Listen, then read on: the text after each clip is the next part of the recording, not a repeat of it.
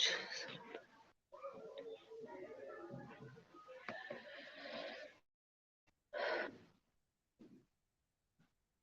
Friends, मैं हूं अवधेंद्र।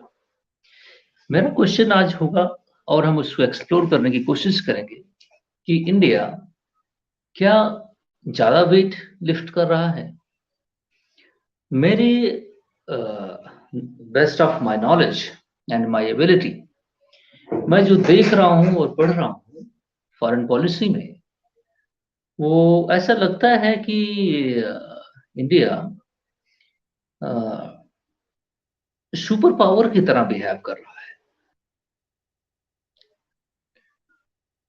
Super power की तरह बिहेव करने की क्या कैरेक्टरिस्टिक हैं, आपको मैं वो डिस्कस करता हूँ। फिर मैं एग्जामिन करूंगा कि एक्चुअली क्या उन सारे कैरेक्टरिस्टिक पर इंडिया फिट बैठता है। क्या इसके पास मिलिट्री माइट है? क्या इसके पास इकोनॉमिक वेटेज है? क्या इसके पास पॉलिटिकल इन्फ्लुएंस है दुनिया के अंदर? अभी तो तीन कंपोनेंट ये अ, मेरे दिमाग में आ रहे हैं। चलो एक एग्जामिन करते हैं। जैसे पॉलिटिकल इन्फ्लुएंस की बात हो गई, पॉलिटिकल इन्फ्लुएंस में हम डायस्पोरा को भी काउंट करते हैं। इंडियन डायस्पोरा का प्रेजेंस दुनिया में बहुत हाई लेवल पर है। इसको हम डेफिनेटली क्वालिफाई मानते हैं कि भारत का जो प्रेजेंस है in front of this political influence called as diaspora, कई देशों के जो नेशनल हेड्स हैं वो भारतीय एंसेस्ट्री से एसोसिएटेड है। और इससे भी एक भारत का जो डायस्पोरा इन्फ्लुएंस है वो काफी है। और आज प्रेजेंट जनरेशन में भी भारत ने ओआईसी कार्ड, जो origin of Indian origin, and PIO जो कार्ड इश्यू करता है, और उन सारे चीजों से देखा जाए तो भारत का एक अपना इन्फ्लुएंस है।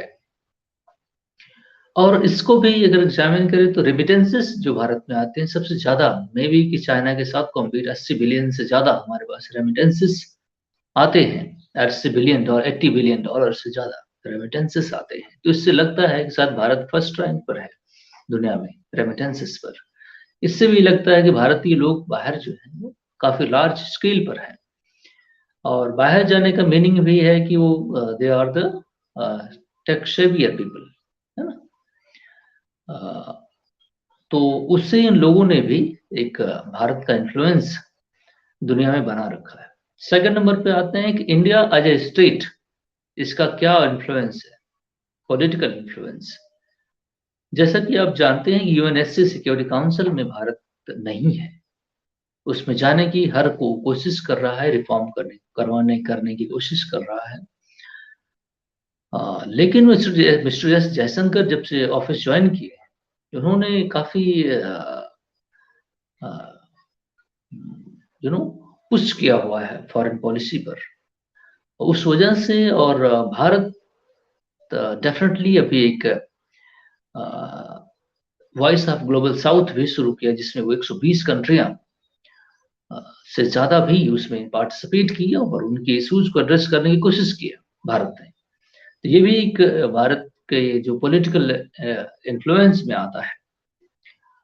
और पॉलिटिकल इन्फ्लुएंस भारत का और भी है कि वैक्सीन जो डिप्लोमेसी की गई उससे भी है, हम असिस्टेंस भी देते हैं। नेबरहुड फर्स्ट पॉलिसी है, एक्ट ईस्ट पॉलिसी है।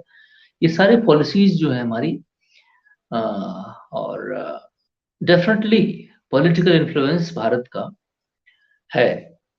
और इससे भी एक और कंपोनेंट आता है कि हमारी जो पॉपुलेशन है लार्ज स्केल, उसका भी एक दुनिया में एक ऑरा है।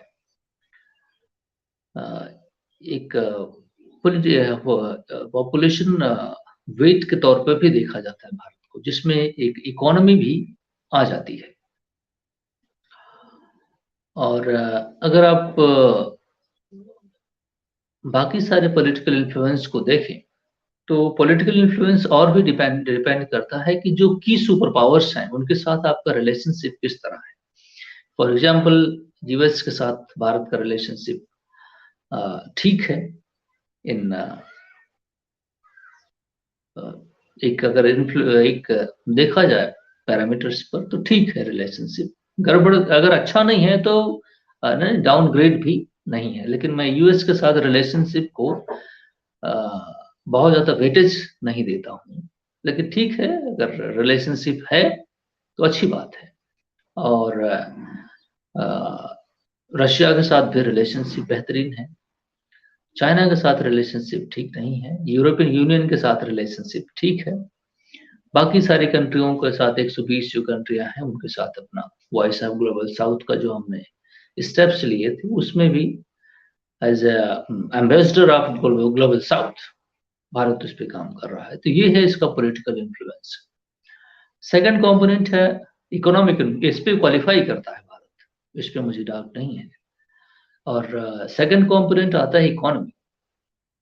इकोनॉमिकली फिफ्थ रैंक पर है। ग्लोबल ट्रेड में भी हमारा बहुत ज्यादा कंट्रीब्यूशन नहीं है, 3%, 2.5 या 3%, 3.5% ऐसा ही है। और बहुत ज्यादा तो इसको 100% आप समझ सकते हैं कि कोई खास नहीं है कंट्रीब्यूशन। एक्सपोर्ट में, ग्लोबल एक्सपोर्ट में 2-3% है, इससे ज्यादा तो है नहीं। इसलिए बहुत कुछ नहीं कहा जा सकता। हमारी इकोनॉमी फिफ्थ नंबर पे है, लेकिन लार्जली वो इंटरनली कंज्यूम हो जाती है ना। तो 4 ट्रिलियन की जो हमारी इकोनॉमी है वो लार्जली इंटरनली ड्रिवन है। एक्सपोर्ट उसमें $400 बिलियन का मर्चेंटाइल एक्सपोर्ट है, मर्चेंडाइज एक्सपोर्ट। और बाकी $350 बिलियन का सर्विस एक्सपोर्ट है। ओवरऑल $750 बिलियन का हमारा टोटल एक्सपोर्ट है। तो ये भी टोटल एक्सपोर्ट दुनिया में ट्रिलियन डॉलर में 105 ट्रिलियन टोटल एक्सपोर्ट होता है, ग्लोबल एक्सपोर्ट। उसमें भारत का देखो 7% से जो मैंने कहा कि $750 बिलियन है। तो ये भी आप समझें कि कितना 2.3 या 3% मान लो मैक्सिमम होगा, इससे ज्यादा तो नहीं होता। तो आप समझे कि बहुत कंट्रीब्यूशन एक्सटर्नली नहीं है भारत का।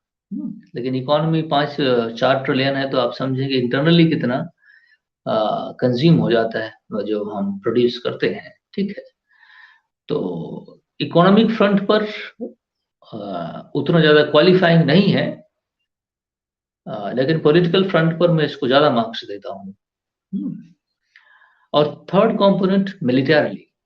अब टेक्नोलॉजी और इनोवेशन इनोवेशन पे भी भारत ग्लोबली थर्ड रैंक पे आता है after US, China, US and India.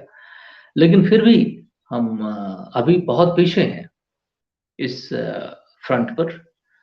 सो आप देखें कि इस हिसाब से अगर देखा जाए तो बहुत ज्यादा वेटेज मार्क्स अगर जस्ट क्वालिफाइंग रखे जाएं तो ठीक है, क्वालिफाइंग नहीं। लेकिन अब ओवरऑल सम करते हैं तो अपनी इंडिपेंडेंस को भी, independence means independence I mean the not to dependent on external factors. Independence meaning मेरा ये है कि दूसरों किसी कंट्री पर भारत कितना डिपेंडेंट है ना। जैसे कि मिसाइल टेक्नोलॉजी ले लो, या फिर न्यूक्लियर टेक्नोलॉजी ले लो। न्यूक्लियर, बाकी ऑयल सप्लाई करना, ये सप्लाई वो सप्लाई, इस पर ऑयल सप्लाई में टोटली भारत 85% डिपेंडेंट है एक्सटर्नली एनर्जी सेक्टर में। तो आर्म्स एंड एमिनेशंस भारत दुनिया में सबसे पहला, अभी SIPR सिपरी की रिपोर्ट आई थी, उसमें कहा गया है कि भारत सबसे बड़ा इंपोर्टर है, आर्म्स इंपोर्टर दुनिया में। तो इससे भी पता चलता है कि हमारे पास आर्म्स और मिलिट्री फैसिलिटी नहीं है उसको प्रोड्यूस करने के लिए। अभी स्टार्टअप्स लिए जा रहे हैं लिटिल बिट। कुछ कंपनियां अभी आई, नॉर्वे से भी एक कंपनी आई हुई है भारत में अभी। बाकी सारी कंपनियां छोटा मोटा स्टार्ट कर रहे हैं स्टार्टअप्स। और अडानी भी इसमें डिफेंस में आ रहे हैं, मिस्टर अंबानी भी आने की कोशिश कर रहे हैं। लेकिन अभी सब ये इंसेप्शन स्टेज में है, ऑनसेट ऑफ इंसेप्शन स्टेज। तो अभी मैं बहुत ज्यादा इस पे मिलिटरली डिपेंडेंट हम हैं बाहर से। तो ये भी एक बात है। और लेकिन ओवरऑल सम करें तो क्या भारत इंडिपेंडेंट है इतना जितना वो वेट उठा रहा है?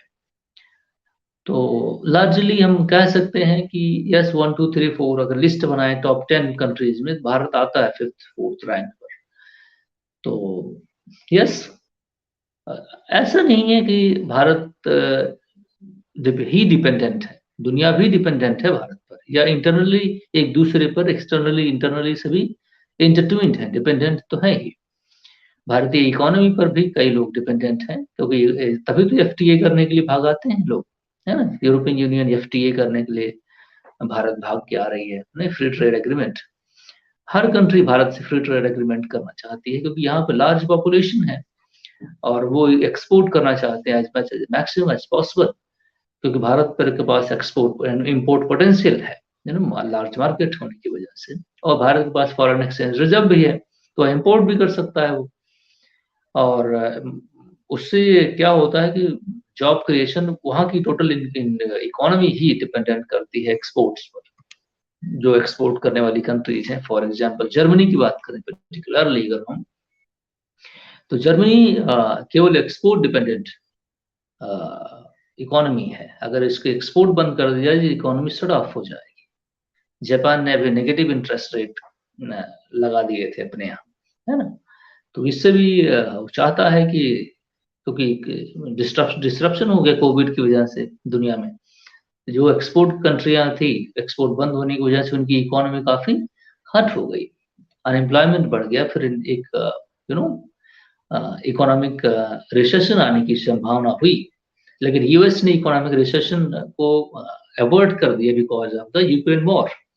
यूक्रेन में वॉर करा करके उसने अपनी इकोनॉमी को अपलिफ्ट कर लिया, लिफ्ट अप कर लिया, जिससे अदरवाइज वो रिसेशन में हो जाता है तो ग्लोबल इकोनॉमी ही रिसेशन में हो जाती है।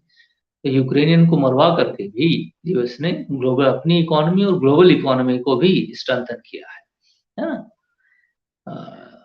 क्योंकि जो आर्म्स एंड एमिनेशंस जो मैन्युफैक्चर होते हैं उससे भी इकोनॉमी चलती है।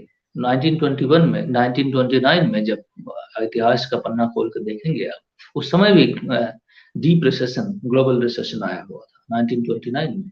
उसको भी इसी तरह से यूएस ने सेकेंड वर्ल्ड वॉर करा करके अपनी इकोनॉमी को बूस्ट अप किया हुआ था, है ना। तो आप उससे भी इसकी अंडरस्टैंडिंग कर सकते हैं कि किस तरह से चीजें यूनाइटेड स्टेट करता है। दुनिया में वॉर करा करके फिर, क्योंकि वॉर मशीनरी उसके पास है, सारी इंडस्ट्रीज उसके पास, टेक्नोलॉजी है, और एक दो पक्ष लड़ने वाले होते हैं तो एक का वो साथ दे देता है और फिर उसको सप्लाई करेगा वेपन वगैरह वगैरह वगैरह वगैरह, फिर दूसरे को डिफीट करता है। फॉर एग्जाम्पल अगर यूएस और चाइना, इंडिया की अभी हो जाए नहीं बॉर्डर पर, तो इंडिया को सपोर्ट करेगा। अब इंडिया को सपोर्ट करने का मीनिंग ये है कि इंडिया से फिर इंडिया इंपोर्ट करेगा आर्म्स एंड एमिनेशंस, और फिर उसकी इकोनॉमी उधर जो है फिर बूस्ट होगी, है ना। तो ये भी एक इन लोगों की टैक्टिस होती है, राजनीति का पार्ट होता है ये भी, वॉर करा करके अपनी इकोनॉमी ऊपर करना। ये बड़े लिथल लोग हैं, ये पॉलिटिशियन जो है ना, यूनाइटेड स्टेट में बैठे हुए, ये बहुत ही दूसरे ढंग से चीजों को देखते हैं। तो अगर आप इसको अंडरस्टैंड करना चाहें तो कर सकते हैं। और ये हमारे 3 ऑब्जेक्टिव्स थे जिन पर भारत को मैं अपनी निगाहों में मैं क्वालिफाई मानता हूँ। और जरूरत नहीं है भारत भी 4th 6th रैंक टॉप 10 में तो आता ही आता है, नहीं, ग्लोबल दुनिया में 200 कंट्रियां हैं जिसमें हम 10 में आते हैं तो जरूर क्वालिफाई। और हमारा अपना वेटेज भी है और अपना इन्फ्लुएंस भी है, इकोनॉमिकली, मिलिटरली भी हम धीरे धीरे, इतना भी नहीं है कि हम इतना कमजोर हैं कि मिलिटरली फाइट नहीं कर सकते, नहीं। तो उतना हमारे पास स्ट्रेंथ है कि हम एक दूसरे के साथ अपने आप को डिफेंस कर सकें, अपने प्रेस्टीज और प्राउड को एज ए इंडियन हम रिस्टोर कर सकें और असर्ट कर सकें, यस आई एम समथिंग। और इसी वजह से भारत ने भी अभी कई सारी जगहों पर प्ले किया है, जो कि बढ़िया मैं समझता हूँ कि अभी फिलीपींस में, जिस मैंने कल वीडियो बनाया था, जो आप लोग बहुत अच्छा बात है कि देखते नहीं है, तो लेकिन मैं बकबक करना मेरी आदत सी बन गई है। तो फिलीपींस में भी अभी भारत ने, मिस्टर जयशंकर भी कल ही वहां थे 2 दिन के दौरे पर, तो उन्होंने कहा कि चाइना को उन्होंने एड्रेस किया, मैसेज दिया है। और फिर भारत को अगर आप देखें तो मिडिल ईस्ट में भी भारत अच्छा प्ले कर रहा है, वेस्ट एशिया में भी अच्छा प्ले कर रहा है। वेस्ट एशिया इंडियन टर्म है, अदरवाइज अमेरिका उसको मिडिल ईस्ट कहता है, लेकिन भारत उसे वेस्ट एशिया कहता है। हम सेंट्रल एशिया में भी प्रेजेंस बढ़ा रहे हैं, और हर कंट्री के साथ हमारा बेहतरीन रिलेशनशिप है। प्रेजेंस हम अफ्रीका में भी बढ़ा रहे हैं, क्योंकि अफ्रीका के पास सबसे इम्पोर्टेंट चीज क्या है कि मिनरल्स हैं, है ना, जो हमारे इंडस्ट्रियल सेटअप्स के लिए जरूरी है। और अर्जेंटीना और बोलीविया, चिली के पास भी लिथियम ट्रायंगल है, जिसकी वजह से हम लिथियम एक्सट्रैक्ट करेंगे, और वहां पे हमारी कंट्री, हमारी कंपनी जो है उनका प्रेजेंस है साउथ अफ्रीका में। तो ये भी एक बड़ी इंपॉर्टेंट चीज है। भारत अच्छा प्ले कर रहा है दुनिया के अंदर, है ना। कुछ लोग जो भारत से नाराज हैं, वो मैं भी कि उसको लाइक नहीं करते, जिससे ज्यादातर लोग हमें नहीं लाइक करते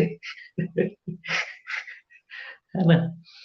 तो इस तरह भी है, लाइक डिसलाइक अपनी जगह है, लेकिन फॉर इज फैक्ट, है ना, ये भी देखने वाली बात है। तो भारत अच्छा चाल चल रहा है चेस बोर्ड पर। रशिया के साथ जयशंकर साहब ने कहा कि हमने बहुत क्लियर कट बातचीत किया है, क्योंकि यूक्रेनियन जो फॉरेन मिनिस्टर कुलेवा इंडिया आ रहा है, और उससे सॉरी मैं हंस रहा हूँ। रीजन है कि मिस्टर कुलेवा जो है फॉरेन मिनिस्टर यूक्रेन का, वो महात्मा गांधी जी के बस्ट के पास गया, और जो कि यूक्रेन में है, उसके कैपिटल में लगा हुआ है, कीव में। तो उनकी एक मूर्ति टाइप से बनी हुई है, स्टैचू। तो वहां पर गया वो, फिर वीडियो बनाया बढ़िया से, और कह रहा है कि भारत महात्मा गांधी के जो आइडियल्स थे, इंडिपेंडेंस और वगैरह वगैरह, truth and independence kind of something, तो भारत को चाहिए कि उन आइडियल्स का वो रिस्पेक्ट करे, है ना। और हम चाहते हैं कि इंडिया जो है उसमें पीस डायलॉग को स्टेबल करने में मदद करे, और सेटल कराए यूक्रेन के साथ। यूक्रेनियन प्रेसिडेंट मिस्टर जेलेंस्की ने प्राइम मिनिस्टर के साथ बात की, इंडियन प्राइम मिनिस्टर से बात किया, और प्राइम मिनिस्टर ने व्लादिमीर पुतिन से भी बात किया।